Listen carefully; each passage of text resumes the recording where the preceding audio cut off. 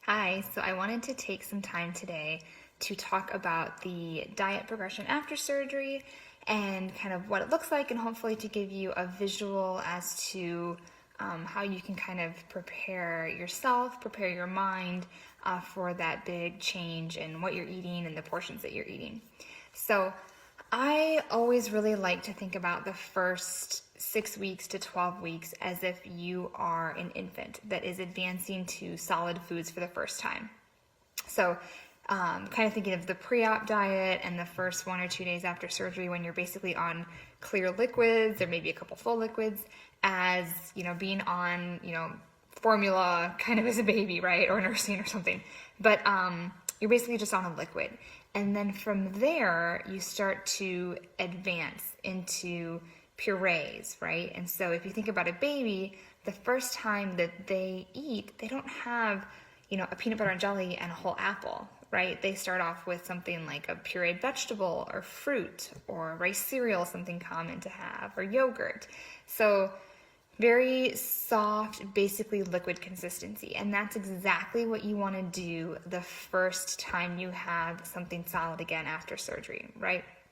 So you want to do maybe a strained cream soup, maybe some diluted yogurt, or you know, applesauce might be good, or a pureed fruit or vegetable, or a protein drink is common too. So something very liquidy, you know, very simple, easy to tolerate. And then from there, you can advance to softer foods at about a month if you're doing the sleeve.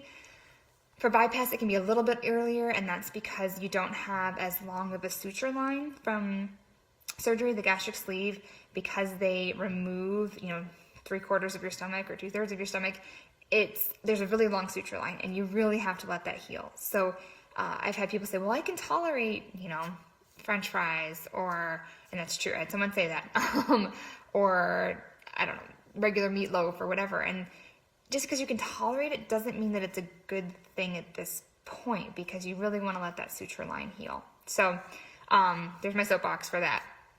So anyways, then from the purees, you can start to advance to kind of more soft foods. So I like to think of crock pot meals, very, very tender, moist, you know, just need a fork to cut through meat or potato, no knives required kind of diet. And if you think about a baby, that's also what they advance to, right? Maybe some diced bananas, some cubed cheese, very, very simple, soft, tender foods, okay? You can also think about getting some baby spoons, forks. I think these are a really good, cheap investment.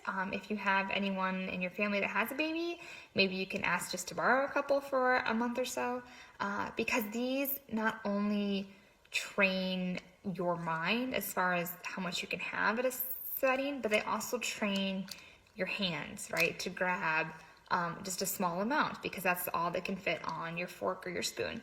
As opposed to using your normal silverware, it can be really hard to kind of keep that dime-sized bite in your mind, or getting the half teaspoon size out of what you should be having per bite.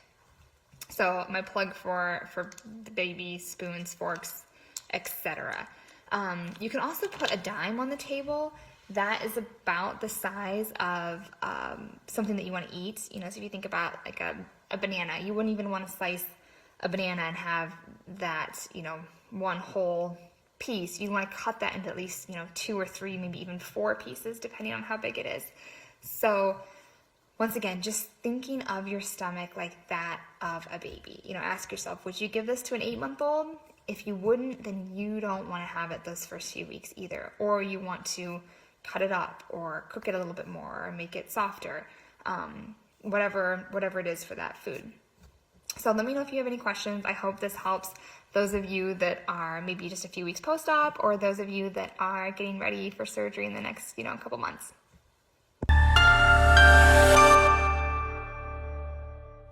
Got questions? We would love to hear from you in the comment section below.